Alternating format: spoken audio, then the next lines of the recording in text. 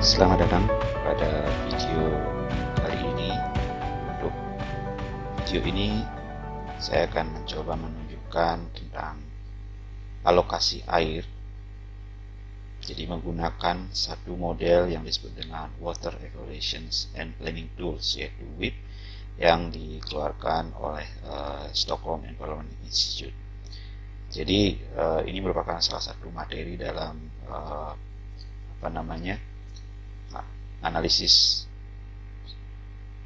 sistem hidrologi, ya. Jadi penggunaan model, dan ini adalah model untuk alokasi air. Nah, model WEP ini itu merupakan satu model yang yang gratis. Jadi Anda bisa download di www.wip21.org. Jadi silakan saja masuk ke browser, kemudian Anda masuk ke wip21.org. Di sini akan ada beberapa tools yang bisa Anda lihat. Di sebelah kiri itu ada beberapa menu. Di sini ada informasi-informasi terkait dengan WEP itu sendiri. Kemudian di sini ada satu menu untuk download aplikasi tersebut. Nah, namun seperti yang diketahui, walaupun aplikasi ini bersifat gratis, free, namun dalam penggunaannya hanya bisa digunakan selama 3 bulan, dan Anda juga tetap bisa menggunakan aplikasi ini selama lebih lama, yaitu selama 1 tahun dengan cara melakukan registrasi, ya. Kemudian nanti di sini ada licensing. Di dalam licensing ini kalau Anda lihat nanti ada beberapa jenis license yang bisa diberikan, ya. Jadi yang pertama adalah contohnya yang free di sini. Nah, biasanya di free di sini itu diperuntukkan untuk pengguna yang berasal dari developing country. Kemudian nanti beberapa jenis license juga Anda bisa lihat di sini. Jadi silakan saja kalau Anda ingin misalkan register untuk yang free, Anda bisa apply for free license online. Nah, sebelumnya saya ingin memperkenalkan diri. Nama saya Ibu Sintika Yasa. Saya adalah salah satu staf di Bogor Agriculture University, Institut Pertanian Bogor, yang sekarang bernama IPB University. Jadi silakan saja kalau misalkan ada hal-hal nantinya ingin didiskusikan dan ada informasi yang diperlukan terkait dengan penggunaan aplikasi ini, Anda bisa kontak saya di sini.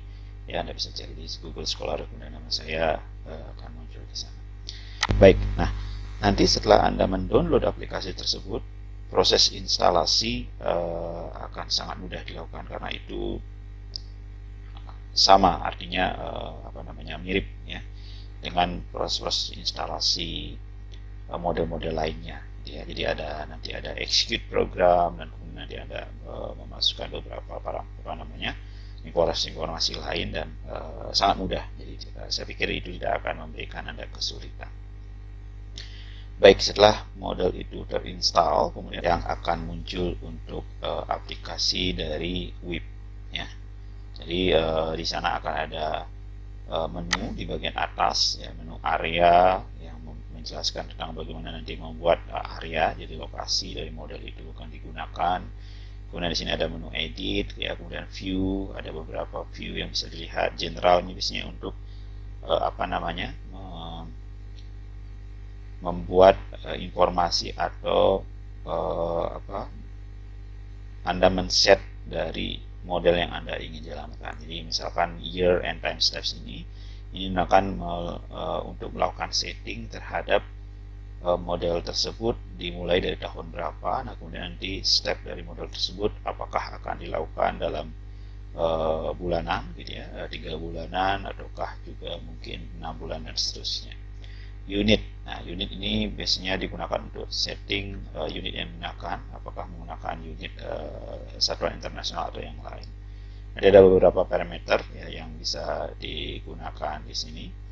Nah, kemudian schematic diagram juga akan ada informasi-informasi bagaimana kita melakukan set area boundary, kemudian set WEP nodes, ya, dan lain sebagainya. Nah, set WEP nodes itu pada saat nanti Anda membuat nodes dan link itu kira-kira berapa size, ya. Kemudian label, apakah label dibuat besar, dan lain sebagainya, ya.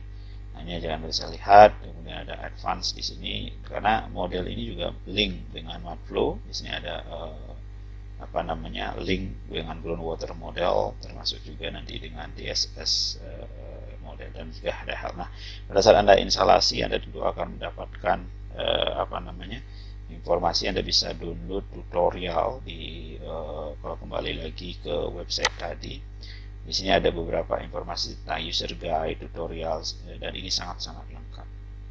Nah, kemudian berdasarkan tutorial itu, saya mencoba juga untuk membuat tutorial sederhana tentang alokasi air menggunakan Water Evaluation Planning ini yang digunakan sebagai praktikum bagaimana menggunakan WIP sebagai tools untuk pengelolaan dan juga alokasi sumber daya air. Dan di sini sudah saya susun, ya, jadi ada beberapa informasi nanti, dan nanti ke selanjutnya saya akan menggunakan buku ini sebagai panduan bagaimana menjalankan model ini untuk pertama kalinya dan kemudian menjalankan beberapa fungsi, ya.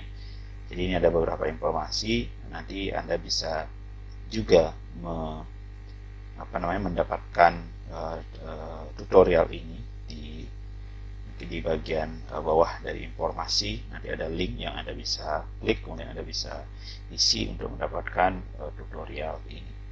Jadi ada paling tidak di sini ada 6 ya, 5 sebenarnya yang utama. Jadi bagaimana pendahuluan tentang informasi terkait dengan alokasi air. Kemudian nanti yang sudah juga dijelaskan di sini bagaimana mengunduh atau mendownload aplikasi ini. Proses instalasi dan registrasi juga sudah dijelaskan di dalam tutorial ini. Nah, nanti baru di bagian keempat itu adalah bagaimana kita menggunakan aplikasi ini untuk membangun model alokasi air. Jadi ada beberapa informasi atau tutorial dari bagaimana membuka aplikasi, kemudian bagaimana melakukan pengaturan, gitu ya, kemudian menyimpan area yang kita buat, kemudian memasukkan data dan lain sebagainya, kemudian termasuk juga nanti melihat hasil dari model yang kita buat. Nah, kemudian yang bagian kelima juga diberikan informasi tentang bagaimana menyusun skenario dan melakukan evaluasi terhadap skenario. Baik, kita akan lihat satu persatu. Saya pikir untuk yang pendahuluan ini lebih kepada penjelasan tentang bagaimana sebenarnya alokasi, mengapa alokasi itu diperlukan, gitu ya. Jadi kalau misalkan alokasi air itu secara definisi memang bagaimana kita memberikan air kepada pengguna berdasarkan kebutuhannya, gitu ya, dan kemudian mempertimbangkan berapa jumlah supply yang ada. Jadi banyak sekali metode yang digunakan dalam alokasi air ini, apakah menggunakan pendekatan prioritas, ya, ataukah menggunakan prinsip tentang keadilan, ya, keberlanjutan dan lain sebagainya. Nah, untuk WIP sendiri dia mendukung atau mendorong pengelolaan yang disebut dengan Integrated Water Resources Management, jadi IWRM. Di sana akan ada dua komponen, yaitu ada ketersediaan air atau water availability, dan kemudian yang kedua adalah kebutuhan air atau water demand. Nah, tentu dari water availability dan demand ini akan muncul gap, ya. Jadi ada ketersediaan dan kebutuhan itu akan muncul gap, dan gap itu baik secara spasial, artinya di lokasi-lokasi yang berbeda, dan juga dalam rentang waktu. Jadi bisa jadi pada kondisi air cukup banyak tapi tidak tersedia pada waktu yang tepat, ya. Nah, itu juga menjadi kendala. Nah, itu juga sedikit jelaskan bagaimana konsep tentang WIP sendiri. Di sana dikatakan merupakan perangkat lunak yang dikembangkan oleh Stockholm Environment Institute, ya, kemudian dirancang untuk mengevaluasi skenario yang dikembangkan pengguna dengan perubahan biofisik dan juga kondisi sosial ekonomi pada suatu daerah aliran sungai dari waktu ke waktu. Nah, ini bisa dilihat dari Yates et al. 2005. Nah, kemudian di sini juga sudah saya gunakan dan saya publikasikan juga. Nanti publikasi ini Anda bisa lihat juga sebenarnya di website ini di bagian publikasi. Nah, di sini di publication ini, jadi nanti ada beberapa publikasi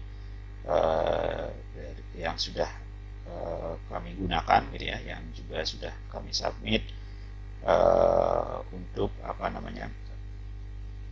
pemodelan alokasi air. Jadi Anda bisa nanti lihat di sana. Ya, kemudian bagaimana menggunakan WIP. Nah, di sini akan tata cara di sini lebih kepada penjelasan seperti tutorial pada umumnya, bagaimana mengunduh dan sebagainya. Nah, tadi sudah dijelaskan bagaimana melakukan download atau mengunduh WIP, yaitu dengan mengunjungi website ini. Kemudian ada bagian aplikasi Anda unduh, kemudian dari hasil unduhan tersebut Anda akan mendapatkan dalam bentuk format execute program ya, yang nanti akan Anda gunakan untuk proses instalasi. Nah, kemudian bagaimana instalasi dan registrasi itu dilakukan. Jadi setelah dilakukan instalasi, Anda disarankan untuk melakukan registrasi. Nah, registrasi itu harus di request. Jadi Anda melakukan request registration number atau nomor seri yang mungkin ada sifatnya yang nanti Anda bisa lihat apakah Anda ingin melakukan registrasi yang free ataukah yang komersial atau yang berbayar ya. Jadi itu kira-kira beberapa informasi. Nah, saya akan lanjut ke bagian berikutnya, yaitu bagaimana membangun model alokasi air dengan WIP. Nah, jadi pada bagian ini untuk memudahkan kita akan menggunakan contoh kasus ya. Kemudian dari contoh kasus itu kita akan coba jalankan bagaimana menyusun model terhadap kasus tersebut, kemudian kita melihat skenario-skenario dari model tersebut. Baik, jadi kasus itu kira-kira seperti ini ya. Jadi kalau misalkan kita lihat di suatu wilayah, di sana dikatakan suatu wilayah dihuni oleh penduduk dengan jumlah penduduk sekitar 800.000 jiwa, kemudian menempati areal yang dilintasi oleh sungai, di mana sungai tersebut sebagai sumber utama air untuk wilayah tersebut. Nah, kemudian di wilayah tersebut juga ada lahan pertanian yang memiliki luas sekitar 100.000 hektar, yang juga mengambil air dari sungai untuk keperluan irigasi. Ya. Kemudian sungai tersebut memiliki debit setiap bulannya tergantung pada musim, dan nilai debit itu dalam satuan kubik meter per second itu ada dalam tabel 1 ini. Jadi pada bulan Januari sekitar 12 meter kubik per second, kemudian 7 meter kubik per second, dan seterusnya November 9 meter kubik per second, dan pada bulan Desember 7 meter kubik per second. Nah, itu adalah dari segi supply ya. Jadi ada debit air dengan fluktuasi seperti ini ya. Nah, kemudian dari sisi demand, kebutuhan, di sana dikatakan bahwa domestik yang penduduk tadi itu akan menggunakan air dengan asumsi 300 meter kubik per tahun per orang. Nah, kemudian air untuk domestik ini tidak digunakan sebagai air konsumsi seluruhnya. Karena apa? Karena pada saat kita menggunakan air, misalkan 1 meter kubik air itu tidak semua kita gunakan ya.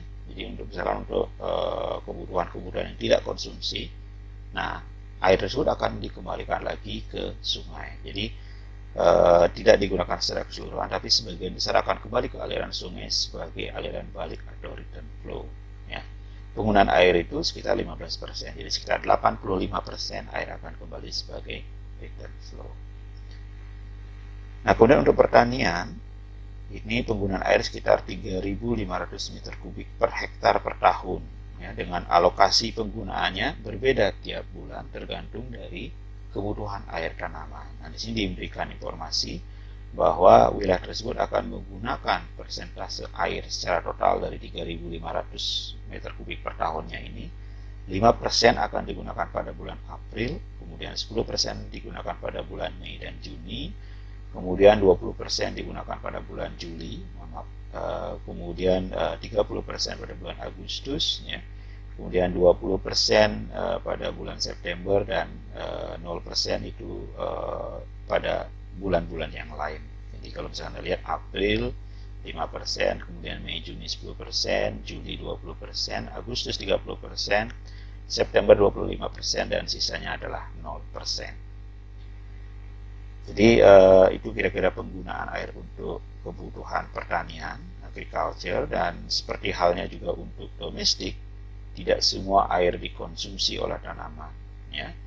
Jadi kalau misalkan tadi untuk domestik itu yang digunakan hampir hanya 15% ya, kemudian 85% dikembalikan lagi sebagai return flow. Nah, untuk tanaman 10% itu akan dialokasikan atau kembali sebagai return flow. Jadi 90% itu digunakan untuk proses evapotranspirasi atau kebutuhan air tanaman aktual. Secara total, jadi 90% akan hilang ya ke atmosfer. Nah, kemudian 10% akan kembali ke aliran sebagai aliran balik atau return flow. Nah, kemudian berdasarkan informasi tersebut akan dibuat bagaimana sistem alokasi air. Apakah wilayah tersebut atau jumlah air yang tersedia itu mampu memenuhi kebutuhan air di wilayah tersebut, baik untuk domestik dan juga untuk irigasi. Nah, kemudian akan dilihat juga nanti di dalam skenario apakah ada perubahan-perubahan yang terjadi atau dampak yang terjadi jika ada perubahan pada alokasi air. Misalkan bagaimana kalau misalkan ketersediaan air berubah, bagaimana kalau misalkan permintaan. Jadi ada dua, dari sisi supply-nya berubah, apa yang terjadi, apakah akan berdampak atau tidak terhadap sistem alokasi air di sana. Kemudian apabila juga ada perubahan pada permintaan, ya, misalkan dari domestik ataupun pertanian, atau juga kedua-duanya berubah, nah kira-kira bagaimana dampaknya. Nah, itu kira-kira yang akan kita buat. Jadi gambaran umumnya seperti itu, ya. Nah, kemudian untuk memodelkan studi kasus tersebut, apa yang kira-kira langkah yang bisa dilakukan dalam WIP? Ada beberapa tahapan yang bisa kita lakukan, ya. Yang pertama adalah dengan membuat yang namanya schematic diagram atau sketsa desain dari sistem air di wilayah tersebut. Jadi kira-kira bagaimana skematik ini. Nah, kemudian baru yang kedua itu dari skematik yang sudah dimiliki, maka akan memasukkan skematik tadi ke dalam aplikasi WIP. Ya. Jadi kita rancang dulu kira-kira seperti apa, ya, baru nanti kita masukkan ke dalam aplikasi WIP. Nah, langkah berikutnya adalah menentukan komponen-komponen dari model tadi. Jadi apa yang menjadi supply, apa yang menjadi demand, ya, itu harus diidentifikasi. Nah, di dalam WIP sendiri itu menggunakan namanya link dan node. Jadi node itu adalah titik, bisa jadi dia merupakan titik supply, bisa jadi dia merupakan titik demand, ataupun juga merupakan junction, gitu ya. Pertemuan bagaimana supply, kemudian ada junction untuk menjadi demand. Nah, itu disebut dengan node. Kemudian node-node tersebut akan dihubungkan oleh link. Nah, baru langkah berikutnya adalah menentukan jenis data. Bagaimana jenis data? Tadi sudah dijelaskan, ada data debit sebagai supply, ya, memiliki satuan tertentu dengan fluktuasi juga tertentu. Kemudian di sisi lain ada juga informasi tentang demand, kebutuhan air untuk domestik dan juga untuk irigasi. Nah, itu harus identifikasi. Jadi jenis datanya seperti apa. Nah, kemudian baru yang ketiga, nah ini akan menentukan, ada disebut dengan current account. Ini yang membedakan model alokasi air WIP dengan yang lain. Kalau misalkan di WIP itu ada istilah namanya current account. Current account itu adalah merupakan existing condition, tidak harus merupakan tahun terakhir dari sebelum model itu dijalankan. Bisa jadi current account itu merupakan satu periode, kemudian diambil rata-rata atau diambil nilai-nilai statistiknya, maka maksimum, minimum, gitu ya, atau sekian peluang, misalkan itu bisa menjadi current account, tapi itu akan menjadi tahun existing, ya, jadi ada 1 tahun. Nah, baru nanti setelah itu akan menentukan yang namanya reference. Jadi reference itu adalah merupakan periode yang kita modelkan, berapa lama model itu akan dijalankan, di mana semua komponen itu tidak mengalami perubahan. Nah, itu disebut dengan reference. Nah, baru langkah berikutnya setelah kita identifikasi current account dan reference, baru kita membuat yang namanya skenario. Skenario itu berupa apa parameter yang dirubah, kapan perubahan itu terjadi. Nah, setelah kita mendapatkan reference dan kemudian kita menjalankan model, nanti ada dua hasil yang diperoleh, baik itu reference dan skenario. Baru di sana kita akan membandingkan, ya, membandingkan hasil skenario dengan reference untuk menganalisis dampak dari skenario tersebut terhadap kondisi yang menjadi referensi. Jadi keseluruhan langkah tersebut akan kita, di rangkuman ini akan kita jalankan bersama.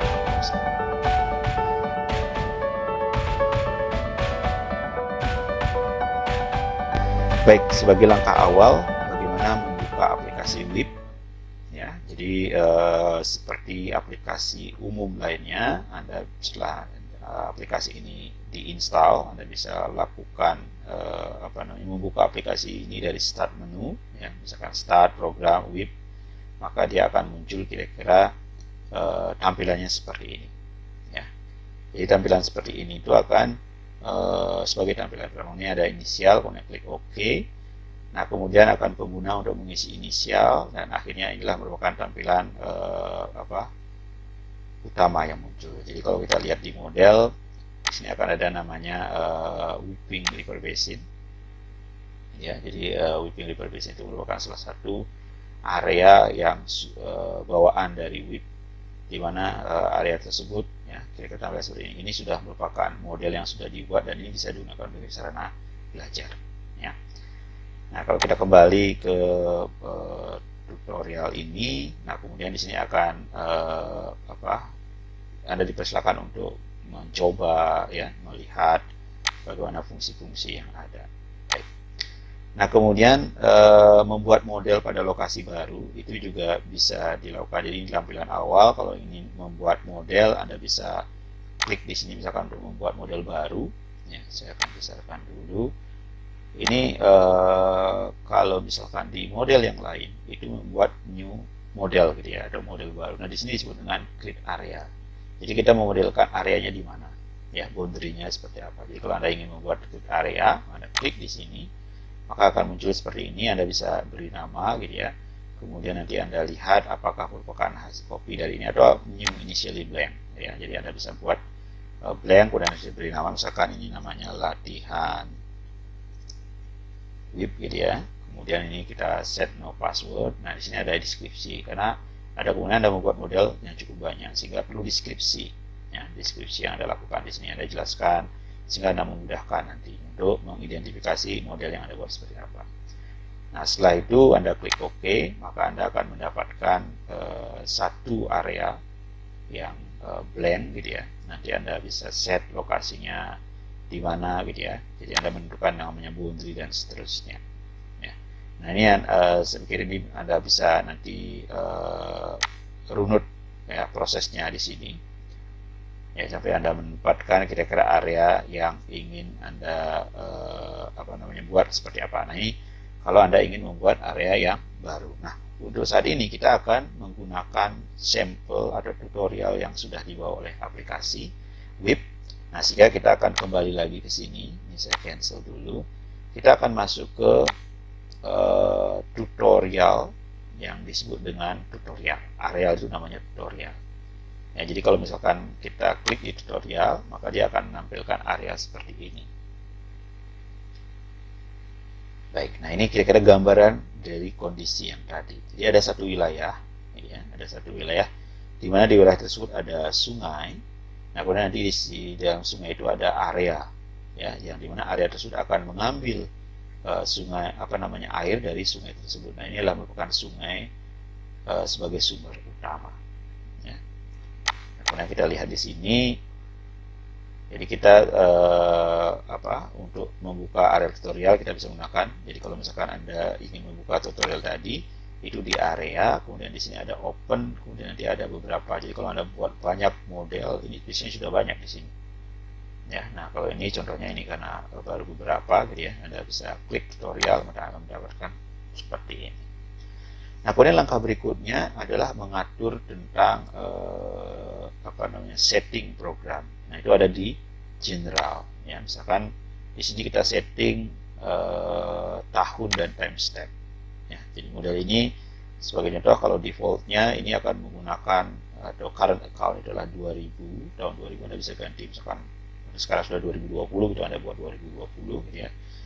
Kemudian ini sampai 2025 atau mungkin lebih, tergantung dari data yang tersedia. Nah, untuk saat ini kita akan gunakan default ya tahun 2000 karena datanya tersedia ini. Nah, kemudian untuk tahun terakhir nanti di tahun 2005. Jadi kita akan memodelkan selama 5 tahun ke depan gitu ya, bagaimana kondisi alokasi air tersebut.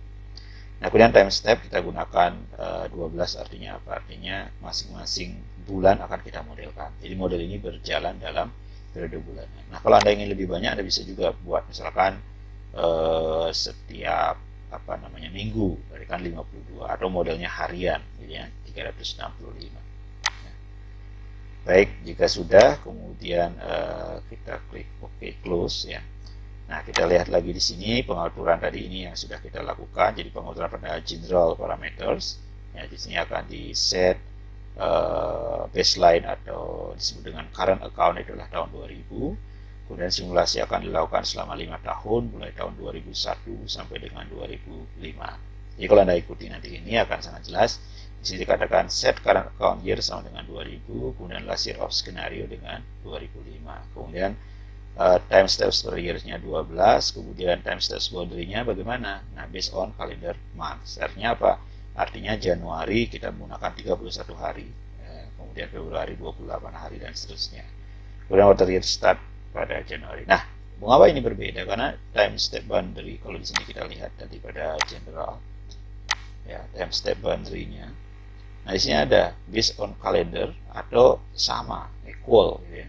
Jadi kalau misalkan kita equal, kita buat menjadi 30 semuanya. Jadi nanti kebutuhan air untuk Januari itu diasumsikan hanya 30 hari. Februari juga sama 30 hari. Ya, nah, tergantung bagaimana Anda memodelkan. Nah, di sini kita akan menggunakan jumlah hari yang berbeda. Jadi Januari adalah 31 hari gitu ya. Kemudian Februari ini 28 hari, kita tidak memperhitungkan leap years atau tahun kabisat. Ya, kemudian water year startnya di bulan Januari. Baik. Nah, jika sudah, kira-kira tampilan seperti ini nanti lihat. Nah, kemudian kita perlu menyimpan area, karena ini kita sudah lakukan setting, sehingga nanti artinya apa? Area ini perlu disimpan, karena pada saat nanti kita ingin melakukan revisi dan lain sebagainya, kita bisa kembali ke area yang sudah kita simpan.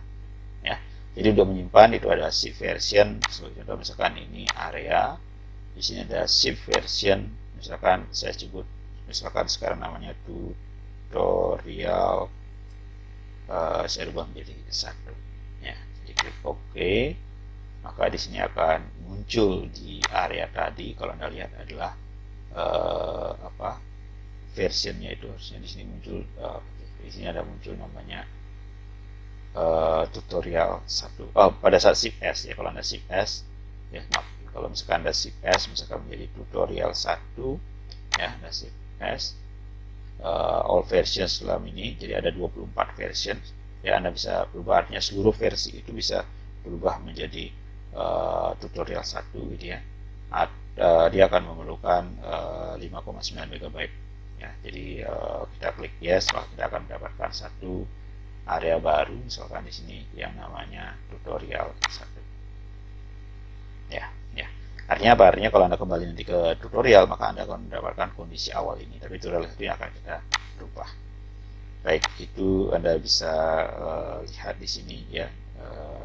Misalkan ya, general parameter set ini untuk yang version tadi. Kalau misalkan Anda ingin lihat, kita sudah melakukan setting general. Nah, ini juga penting. Karena apa? Karena pada saat nanti kita ingin kembali ke versi-versi sebelumnya. Sebagai contoh misalkan ini, kita punya namanya tutorial 1. Kemudian versionnya misalkan set general setting.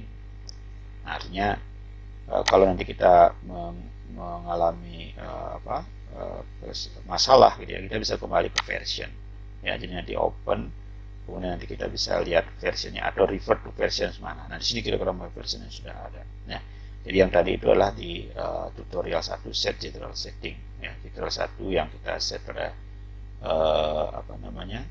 set ini kan kita copy ya. Jadi inilah tutorial 1-nya, namanya starting point ya. Kemudian tutorial 1 kita rubah, kemudian tutorial 1 set general setting. Jadi kita bisa kembali ke sini nantinya kalau misalkan kita ingin melihat apa yang sudah kita lakukan di versi-versi yang lain.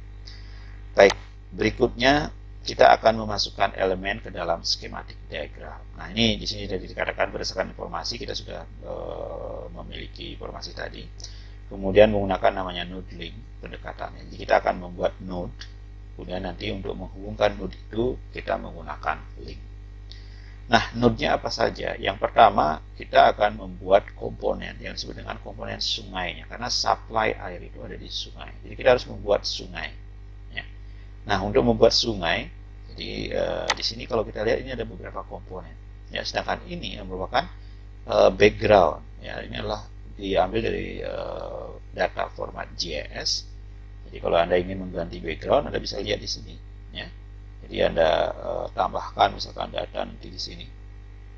Jadi add vector layer dan sebagainya. Kemudian nanti Anda dapatkan data ini, ya. Baru Anda setelah masuk ke sini datanya by vector, baru Anda bisa masukkan ke sini dengan contohnya seperti ini river, atau ini river ini saya hilangkan, gitu ya. Nah ini saya hilangkan, ya, ini akan hilang, ya. Jadi akan berubah, gitu ya. Jadi misalkan ini saya hilangkan, ya. Jadi kalau misalkan Anda masukkan data baru yang sesuai yang Anda miliki, misalkan wilayah di lokasi studi Anda, misalkan satu file sungai dan juga misalkan poligon, maka itu akan menjadi area yang bisa menjadi background. Tetapi pemodelan tidak berjalan di sana, ya. Pemodelan Anda berjalan pada komponen-komponen yang Anda buat. Baik, nah langkah pertama ini ada sungai, di mana sungai ini menjadi background di sini. Nah sekarang kita akan susun. Nah untuk memindahkan komponen ke sini itu sangat mudah caranya. Yang pertama caranya adalah dengan mengklik komponen ini. Jadi klik, kemudian Anda tahan, ya, kursor itu Anda tahan, kemudian Anda geser ke sini, misalkan arahkan ini sebagai kita akan melakukan digitasi.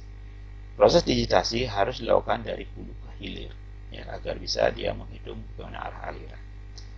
Sebisa mungkin sesuai dengan data sungai. Tapi untuk kali ini kita akan coba mungkin sedikit kasar digitasi yang kita lakukan, ya. Jadi kita lakukan digitasi, misalkan saya di sini, ya, kita lakukan ikuti lokus sungai seperti ini, ya, seperti ini, mungkin agak kasar, gitu ya.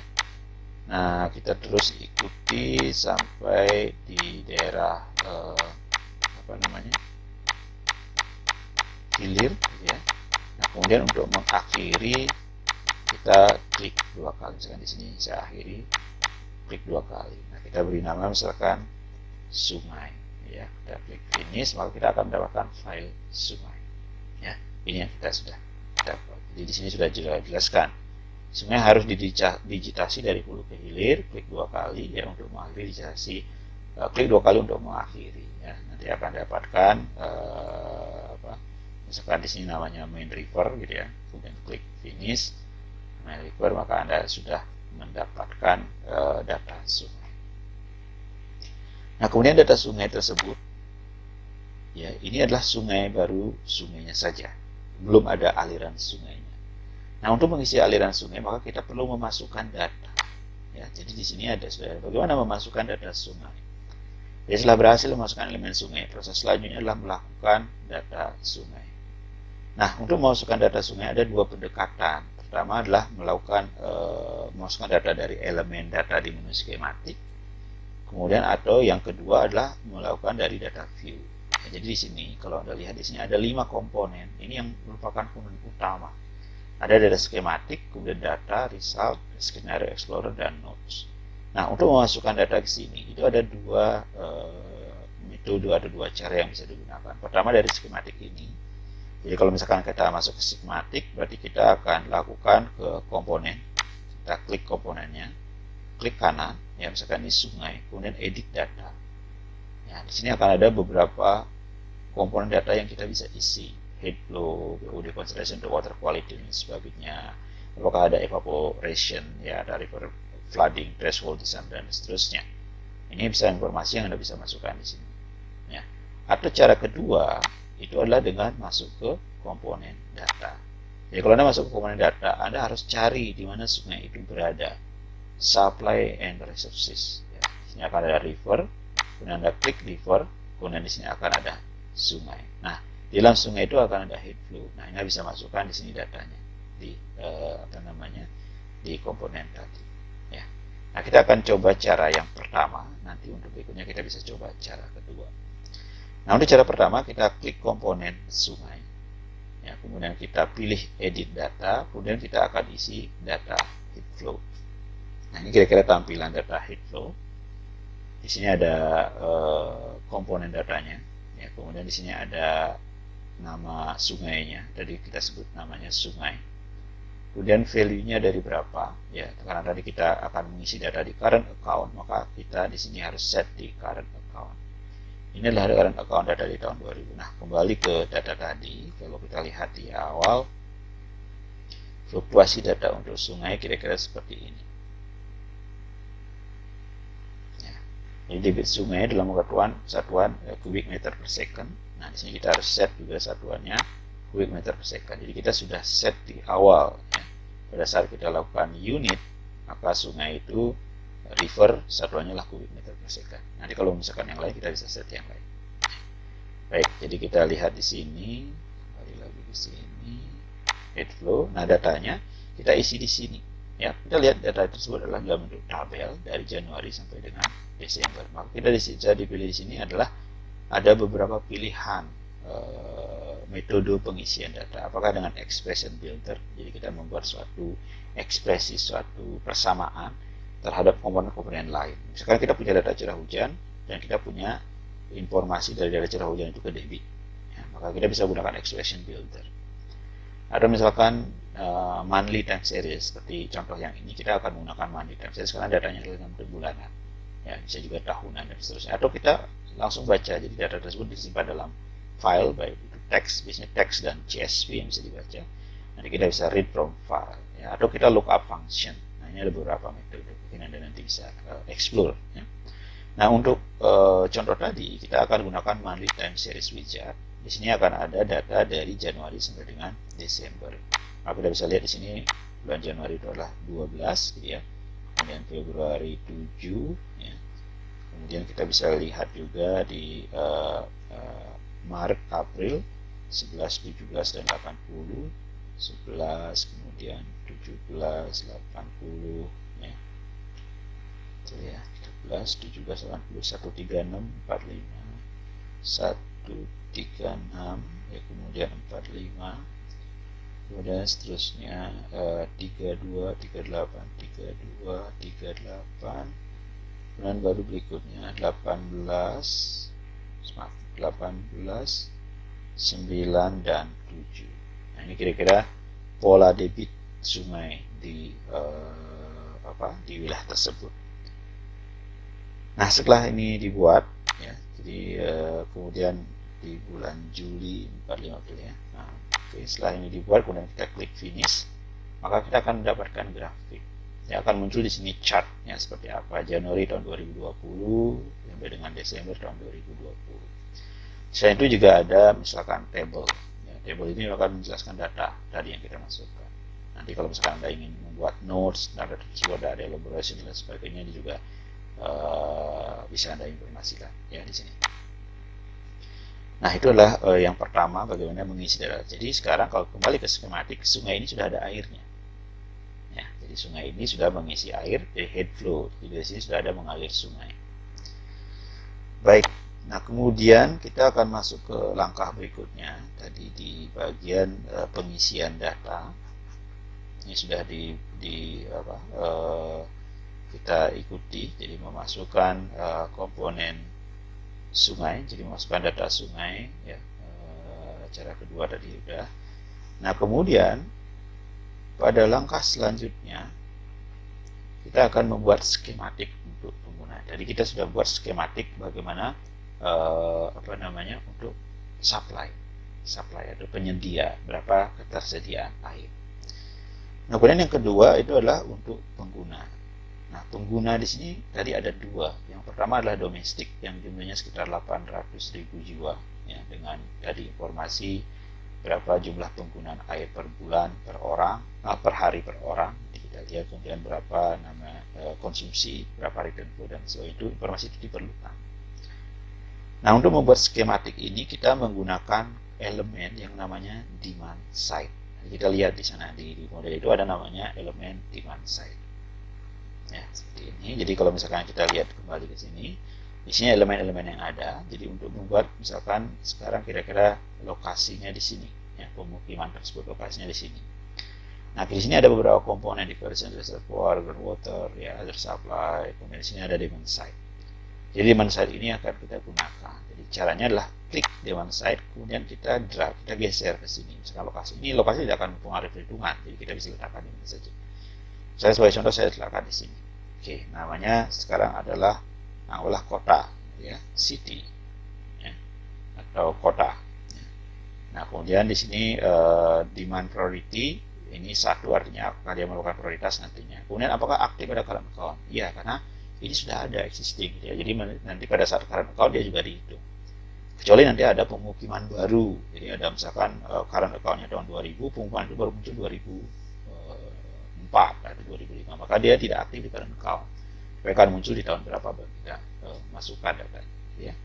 Maka kita klik finish, maka kita akan mendapatkan satu demand side yang namanya city. Ya, inilah demand side pertama.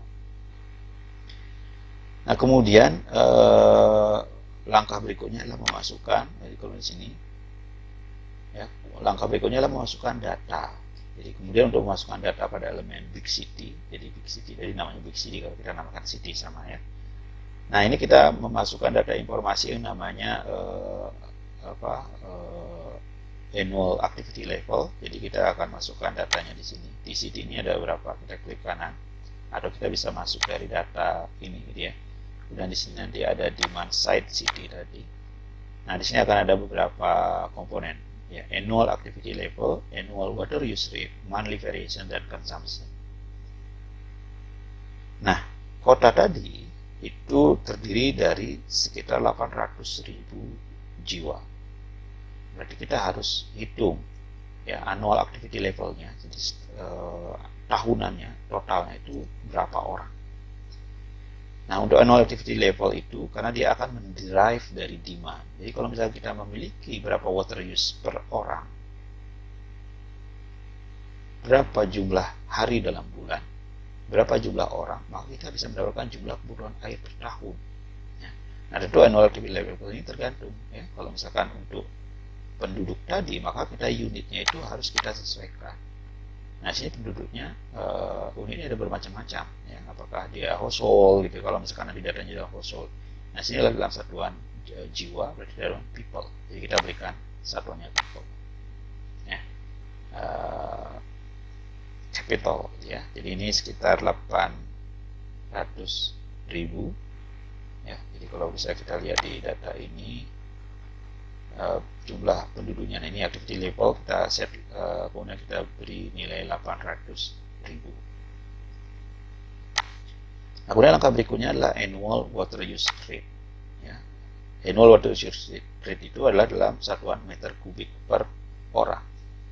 Nah, dari data tadi itu sudah diberikan bahwa kebutuhan air per orang per penduduk ya, untuk penduduk menggunakan data bahwa jumlah penggunaan air per penduduk.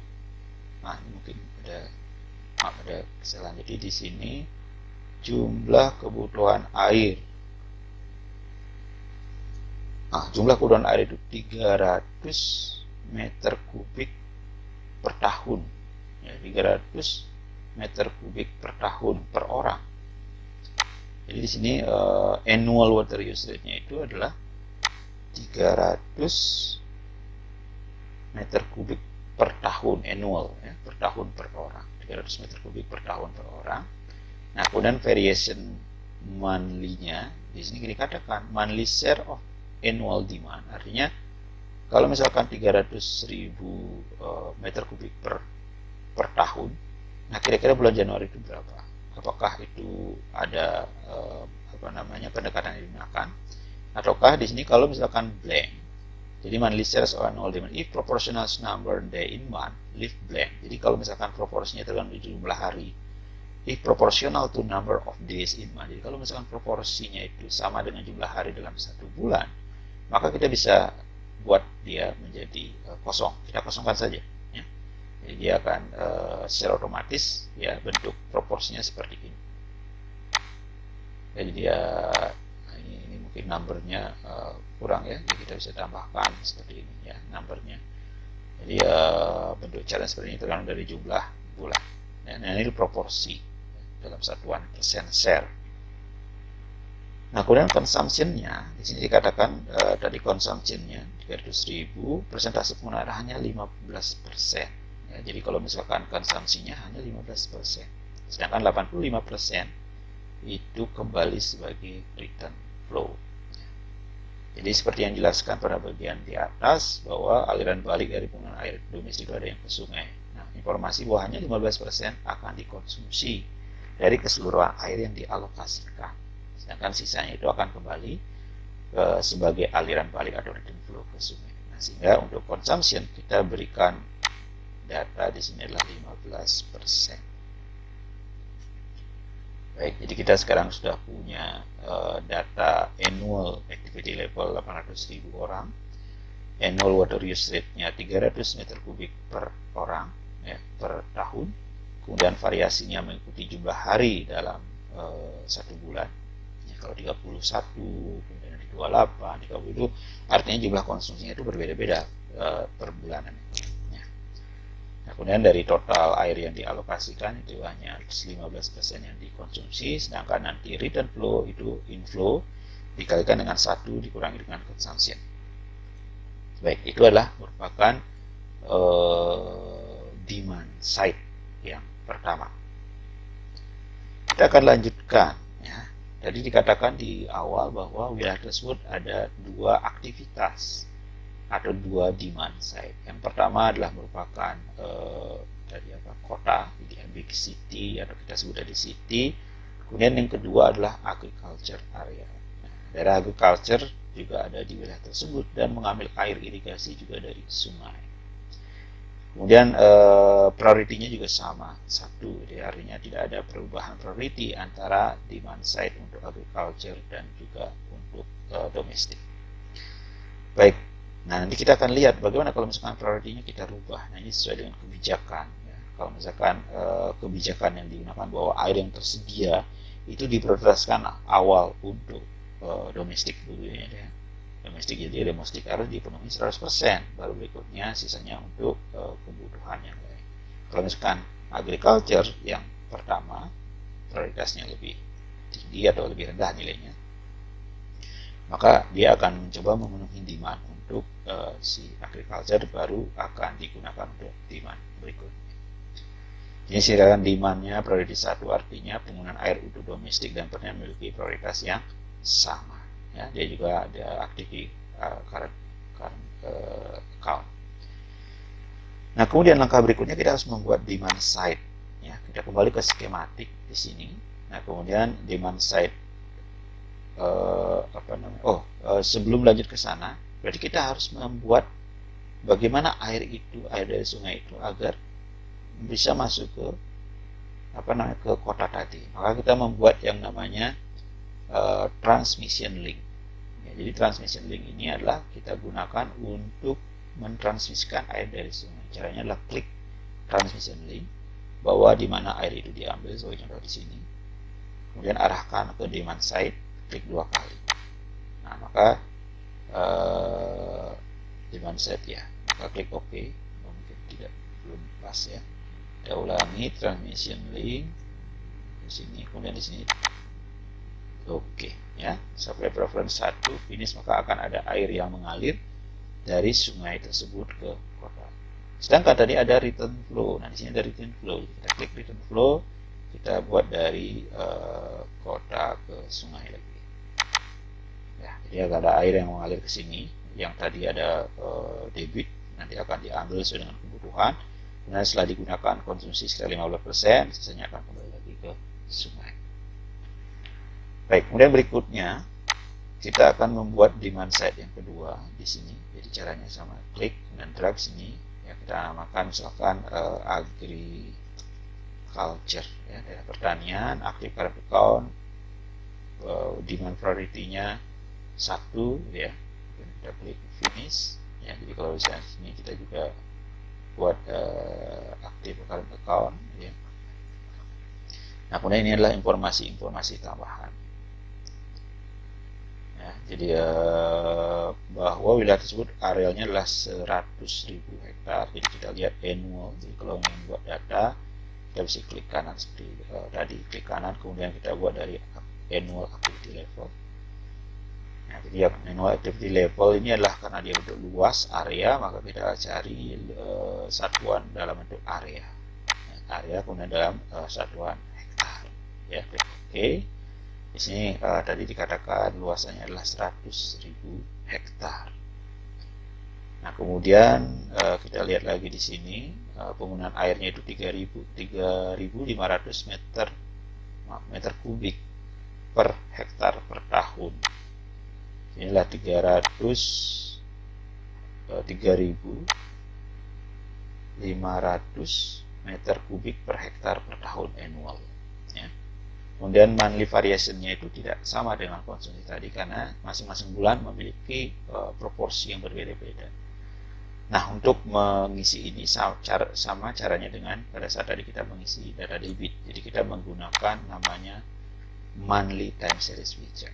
Ya, jadi di sini informasinya bahwa pada bulan April itu 5%, bulan April 5%. Ini satuannya sudah dalam bentuk persen, ya. Kemudian Mei Juni 10%, Mei Juni 10%, juga 10%. Kemudian Juli 20%. Kemudian Agustus 30%. Ya, kemudian baru pada bulan September itu 25%. Nah, sedangkan sisanya itu adalah 0%. Jadi tidak ada kebutuhan air pada bulan-bulan yang lain. Jadi artinya penanaman di bulan Maret kebutuhan air, nanti bulan Oktober sudah mulai panen dan kemudian tidak digas. Jadi ada satu kali musim tanam. Ya, kita klik finish, maka kita dapatkan data seperti ini. Ya, kemudian di sini ada data proporsi variasi dalam bentuk bulan. Nah, kemudian dari air yang dialokasikan berapa yang dikonsumsi? Yang dikonsumsi itu hanya yang menjadi return flow tadi adalah 10%, berarti di sini adalah 90% ya, yang dikonsumsi. Ya, jadi kita sudah sampai di sini. Ya, jadi seperti halnya domestik dijelaskan bahwa semua air yang mengalir kepada pengguna itu merupakan bagian dari yang dikonsumsi. Nah, khusus untuk lahan pertanian ini 90% akan dilokasikan untuk pengguna pertanian dan 10% akan kembali menjadi aliran balik atau menjadi return flow, sehingga kita masukkan informasi 90 untuk kolom konsumsi. Baik, sampai di sini kita sudah mendapatkan dua data, ya, dari data kota kemudian data pertanian. Nah, sini jelaskan membuat link, tadi kita sudah buat satu ya untuk kota, jadi membuat link antara demand dan supply. Jadi, caranya dengan membuat transition link, jadi sudah jelaskan ya. Jadi kita membuat priority dan sebagainya, dan termasuk juga membuat return flow. Nah, untuk agriculture, jadi kita akan membuat transition linknya, berarti kita membuat transition link, ambil ya, misalkan diambil dari sini ya. Nah, kita arahkan ke agriculture klik 2 kali. Finish, kemudian return flow dari agriculture mungkin diarahkan ke sini. Oke, jadi sekarang sudah ada air yang mengalir ke kota dan air yang mengalir ke wilayah pertanian. Ya, selanjutnya pengaturan routing ya dan seterusnya. Untuk nilai routing diberikan pada kedua, jadi pengaturan nilai routing 100% ya. Jadi routing itu artinya asumsi yang diberikan adalah semua air yang mengalir itu akan sama. Jadi artinya air, kalau misalkan kita berikan 100 di ujung awal saluran, maka di ujung saluran juga akan 100 ya. Jadi tidak ada air yang hilang selama periode di saluran tersebut. Nah, ini kita bisa lihat di sini. Ini ada di di return flow ya. Jadi baik itu return flow untuk city dan juga agriculture kita berikan nilai 100 ya. Jadi kita masuk ke dalam data, kemudian di data itu ada return flow, kemudian from city to return ini, jadi akan ada 100%. Jadi artinya persen dari total outflow itu sama 100. Ini kalau misalkan ada dari from city, jadi di sini kalau kita lihat dari from sini to return flow mode 1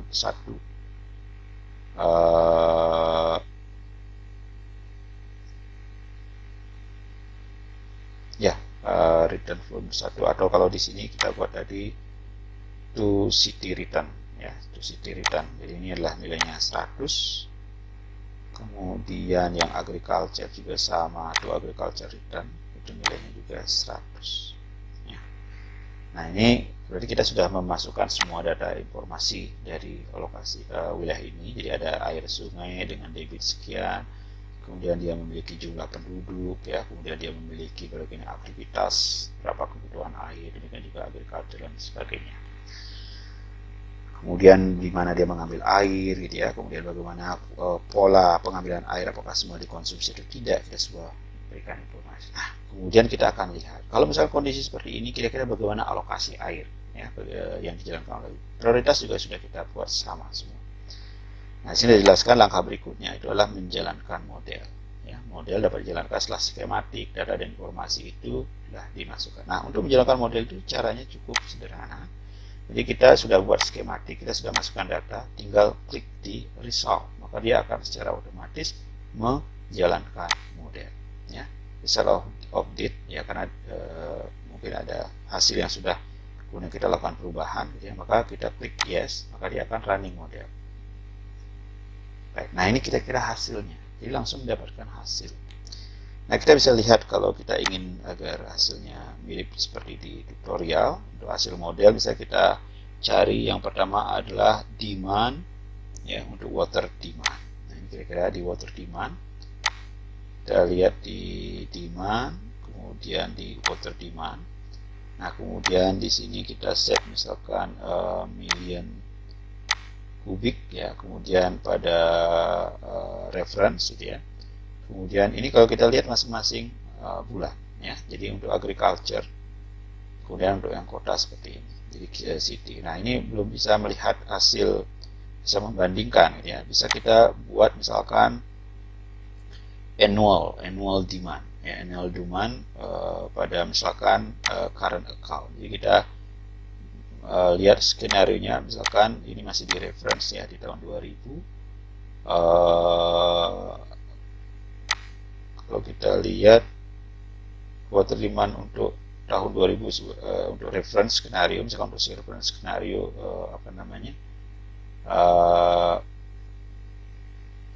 ya di sini ya, di dalam tabel, contoh kita bisa lihat di table, kemudian kita lihat ini annual total ya, jadi annual total, kemudian reference. Nah, di sini kita lihat di tahun 2000 itu agriculture 350. Ya, jadi agriculture itu 350 million meter kubik, kemudian kota akan memerlukan air sekitar 240.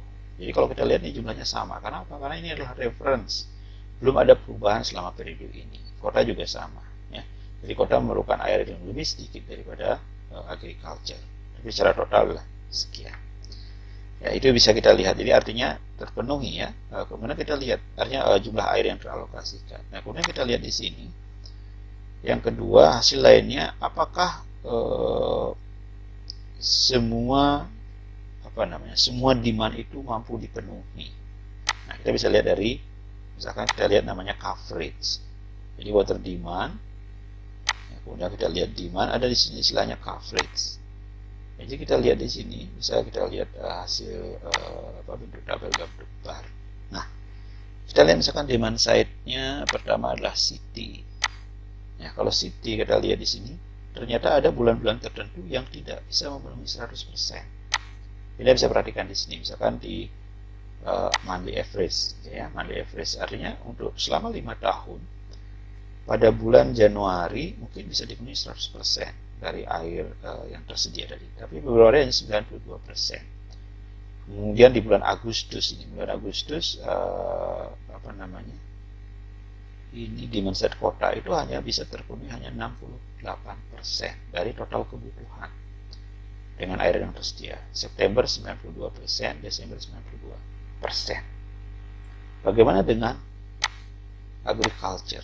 Nah, agriculture di sini ya, kalau Anda perhatikan di sini Januari, Februari, Maret, Anda masih ingat Januari, Februari, Maret, April, Maret ya. Ini kan kebutuhan airnya 0. Jadi dia terpenuhi 100%, tidak ada air. Artinya keseluruhan air yang ada tadi dialokasikan untuk domestik. Ya. Baru bulan April dia terpenuhi seperti ini. Ya, jadi sama di bulan Agustus karena kebutuhannya cukup tinggi. Kemudian kemudian kalau kita lihat dari debit juga bisa kita lihat sebenarnya debit di sini. Misalkan kita lihat supply, ya misalkan inflow atau ya di sini misalkan inflow. Nah seperti ini. Nah, ini inflow untuk area mana? Gitu ya. Jadi inflow untuk area misalkan ini harus dilihat. Ya, misalkan select inflow point, misalkan below head flow. Nah ini jadi kalau misalkan monthly average-nya maka ada 32 satuannya itu adalah million kubik meter ya. Jadi satuannya adalah meter kubik per second, ini sudah diakumulasi. Jadi kalau kita lihat di bulan Agustus itu jumlah airnya kecil, ya bulan Juni tinggi, kecil tapi kebutuhannya di sini tinggi. Ya. Nah itu yang bisa kita lihat. Ya Anda bisa explore nanti hasilnya seperti apa. Ya. Nah kemudian langkah-langkah selanjutnya yang kita bisa lihat adalah di sini kadang ada bulan-bulan tertentu yang boleh coverage 100%, ada bulan-bulan lain di bawah 100%. Coverage 100% itu menunjukkan bahwa seluruh permintaan air dapat dipenuhi oleh supply. Jadi, tapi kalau misalnya kurang dari 100% berarti tidak semua bisa terpenuhi. Jadi kira-kira, jadi ada bulan-bulan tertentu dari jumlah air, artinya apa? Total air yang tersedia tidak mampu memenuhi kebutuhan keseluruhan. Berbeda kalau misalkan total air yang tersedia mampu memenuhi keseluruhan dari dari kebutuhan air itu. Nah itu mungkin coveragenya akan 100%. Baik, itu kira-kira untuk bagaimana menjalankan model. Anda bisa explore lagi nanti untuk pengguna. Saya pikir ini model ini tidak terlalu susah ya, sedangkan memang model ini difungsikan untuk pengguna yang mungkin tidak perlu memiliki background hidrologi yang advance gitu ya, tidak memiliki dasar-dasar bagaimana hidrologi itu. Kemudian di sini memang diperlukan untuk water manager, jadi lebih kepada untuk planning ya, sehingga bisa merencanakan di sini kalau kalau misalkan seperti ini berarti supply harus ditambah. Dari mana ambilnya? Bisa saja ambilnya misalkan ada tambahan di sini, saya tambahkan saja supply-nya dari groundwater gitu ya. Jadi artinya nanti ditambahkan bisa kota ini mengambil dari groundwater. Jadi kita tambahkan di sini ada groundwater. Ya, groundwater kita tambahkan dia sebagai supply yang baru. Ya, kemudian nanti ada regulasi bagaimana groundwater dan sebagainya. Atau kalau begitu ternyata ada beberapa yang aliran airnya cukup ya, seperti di bulan Juni ya tinggi, tapi kebutuhannya rendah sehingga air itu hilang. Berarti kita perlu bangun apa? Reservoir di sini. Karena reservoir itu akan mampu menampung air pada musim-musim debit yang cukup tinggi, akan digunakan pada saat debit rendah ya, sehingga ini juga bisa terpenuhi. Baik, itu kira-kira yang bisa dilakukan. Nah kemudian kita akan mencoba menyusun skenario. Nah di sini skenario misalkan apa yang terjadi kalau misalkan selama periode 2001 sampai 2005 itu tingkat pertambahan penduduknya 5%. Ya, jadi pertumbuhan penduduk 3%, kemudian pertumbuhan penduduk itu meningkat dibandingkan dengan pertumbuhan penduduk 2000 yang besarnya misalkan 2%. Ya. Jadi kita membuat namanya skenario ya. Jadi kita bisa tambahkan skenario. Sebagai contoh kita membuat skenario pertumbuhan penduduk. Jadi nah di sini ada mungkin key assumption dan sebagainya, tapi kita buat dengan cara sederhana. Jadi kita akan kembali ke skematik ya. Skematik. Nah, sudah skematik ya. Kemudian di bagian di data. Nah, kalau di sini ada namanya manage skenario. Inilah current account. Jadi kalau kita lihat reference seperti ini, datanya sama semua. Nah, kita akan manage skenario. Kita akan copy data seperti yang dijelaskan. Kita akan lakukan copy data reference. Jadi kita membuat skenario-nya itu di bawah reference. Ya, jadi untuk mendapatkan skenario, pilih skenario, kemudian klik kanan, tambahkan skenario, beri nama skenario misalkan pertumbuhan tinggi. Ya. Jadi kita misalnya klik ini, kemudian kita klik kanan, bisa add skenario, misalkan di sana namanya pertumbuhan penduduk tinggi, ya, pertumbuhan tinggi. Dan kita Nah, di sini akan ada skenario based on reference. Jadi akan semua informasi yang ada di referensi ini akan dibandingkan atau ditambahkan di dalam skenario ini. Nah kemudian yang kedua referensi Jadi referensi pertumbuhan penduduk ada 2%, kemudian skenario adalah penduduk 5%. Ya. Jadi akan ada perbedaan di sana. Jadi kalau kita lihat misalkan di sini menggunakan key assumption, di sini kita akan gunakan misalkan langsung ya, agar tidak berubah. Jadi ini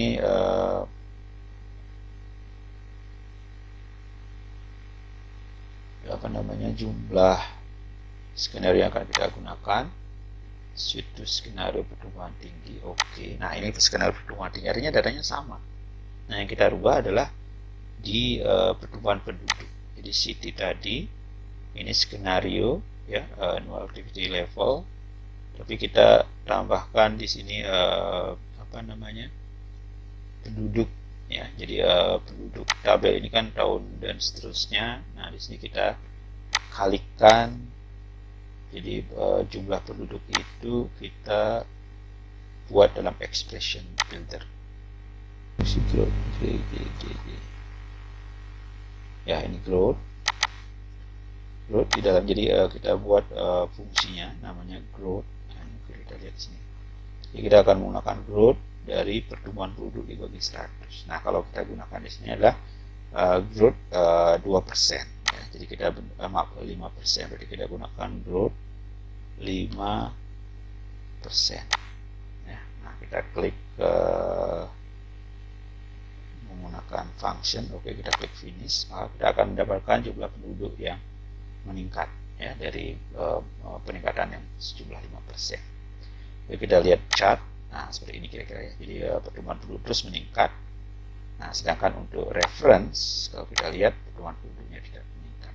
Ya, jadi di sini kita mendapatkan pertumbuhan penduduk untuk skenario dengan pertumbuhan penduduk 5%.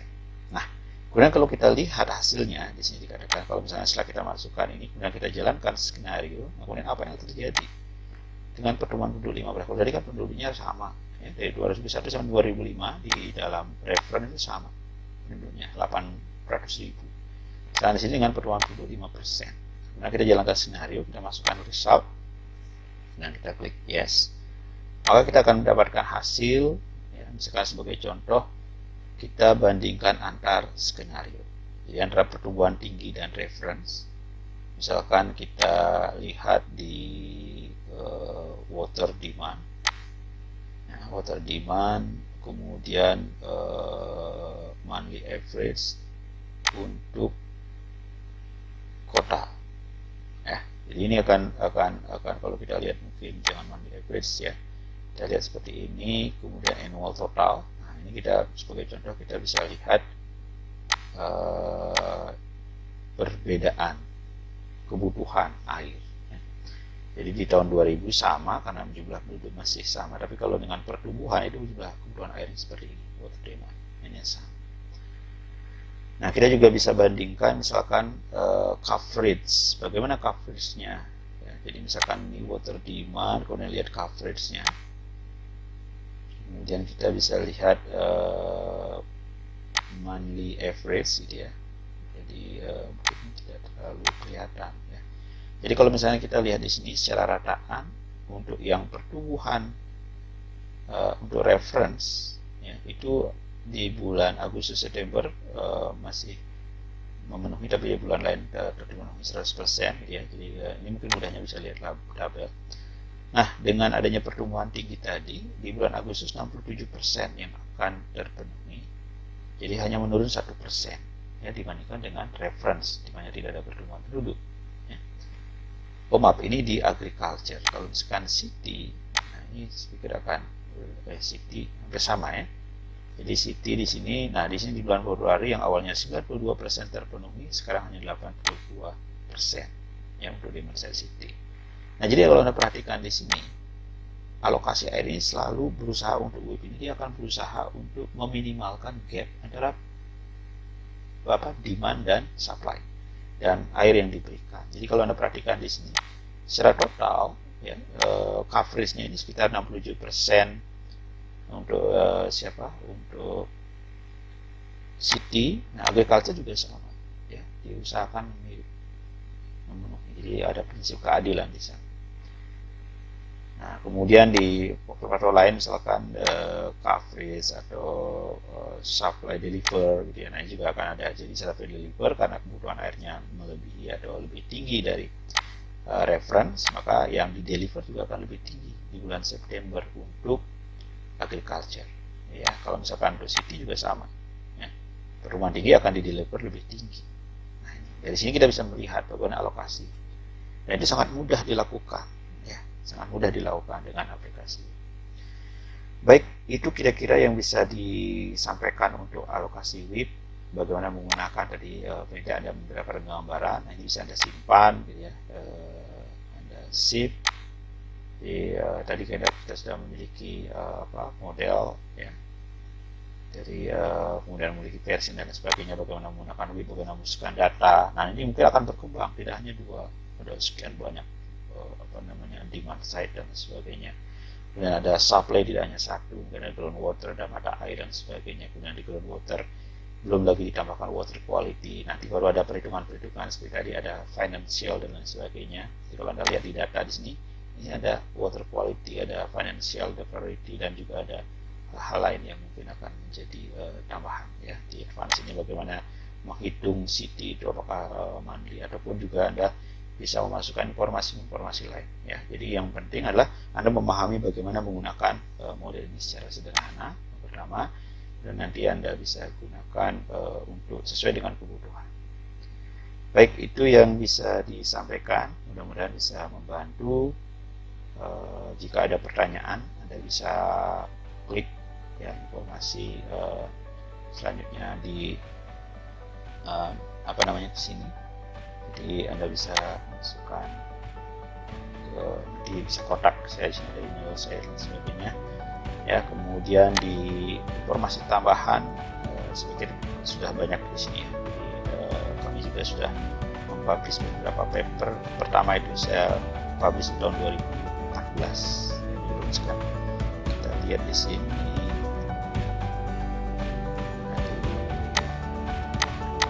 Nah, ini dalam 2014 ini yang menggunakan WIP ya.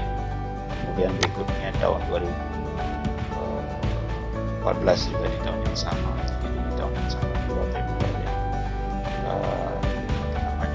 terpublish menggunakan WIP. Kemudian tahun 2016, kemudian di tahun 2017 ada 4 publish dengan demikian. Saya ucapkan terima kasih. Semoga bisa